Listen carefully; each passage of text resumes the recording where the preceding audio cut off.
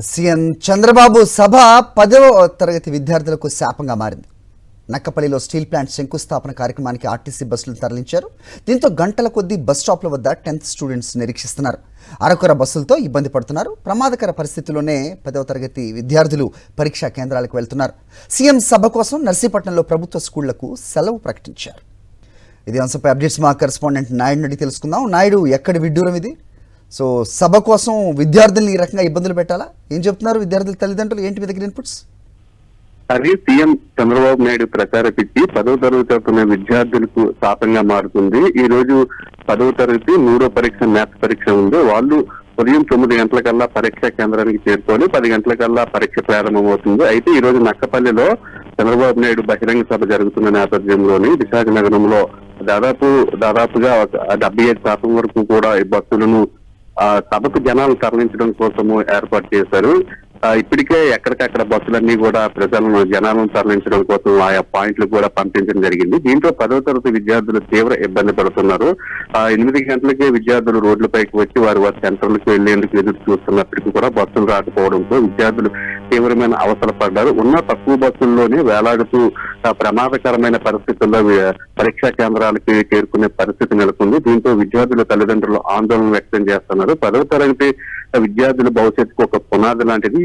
బస్సులు తక్కువగా వేయడంతో ఉన్న బస్సులను సీఎం చంద్రబాబు నాయుడు సభకు తరలించడంతో విద్యార్థులు వేలాడుతూ బస్సుల్లో వెళ్లడం వల్ల వారికి ఏవైనా ప్రమాదం జరిగితే ఆ విద్యార్థుల భవిష్యత్తు ఏమవుతుంది? వారు పూర్తిగా తమ భవిష్యత్తుకి ఇబ్బంది పరిస్థితి ఎదురవుతుంది. కాబట్టి ఇలాంటి సమయాల్లోని చంద్రబాబు నాయుడు సభకు బస్సులను తరలించడం ఎంతవరకు సమంజసమని కూడా విద్యార్థుల తల్లిదండ్రులు ఆవేదన వ్యక్తం చేస్తారు. మరోవైపు విద్యార్థులే కాదు, అలాగే ఉపాధ్యాయులు కూడా అనుకున్న సమయానికి పరీక్షా కేంద్రాలకు వెళ్లాల్సి ఉంది. ఒకవైపు విద్యార్థులు, మరోవైపు ఉపాధ్యాయులు కూడా తీవ్రమైన ఇబ్బందులను బస్సు కొరతలతో ఎదుర్కొంటున్నారు. అలాగే అనకాపల్లి జిల్లాలో కూడా ఇదే విధమైన పరిస్థితి నెలకొంది.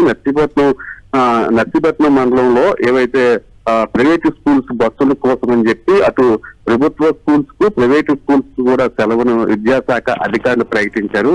అక్కడున్న ప్రైవేట్ స్కూల్స్ బస్సులను తీసుకోవడం కోసము ఈ రోజు లేని సెలవును ప్రకటించారు. దీని మీద కూడా స్థానికంగా ఉన్న ప్రజలంతా కూడా తీవ్ర అసంతృప్తిని వ్యక్తం చేస్తున్నారు. సీఎం సభకు ఏవైనా బస్సులు ఏర్పాటు చేయాల్సి ఉంటే దానికి ప్రత్యామ్నాయ మార్గాలు చూసుకోవాలి తప్పితే ఈ విధంగా విద్యార్థులను ఇబ్బందులు పెట్టే విధంగా బస్సుల కోసం స్కూల్స్ కు సెలవు ఇవ్వడం ఏంటని అటు రూరల్లోని విద్యార్థుల తల్లిదండ్రుల నుండి వ్యతిరేకత వ్యక్తమవుతుంటే, ఇంకా విశాఖ నగరంలో మాత్రము 10వ తరగతి విద్యార్థులను ఇబ్బంది పెట్టే విధంగా ఉన్న బస్సులను సంఖ్యను తగ్గించి సీఎం సభకు తరలించడం ఏంటనే అభిప్రాయం అయితే విద్యార్థుల తల్లిదండ్రుల నుండి వ్యక్తమవుతుంది. హరి.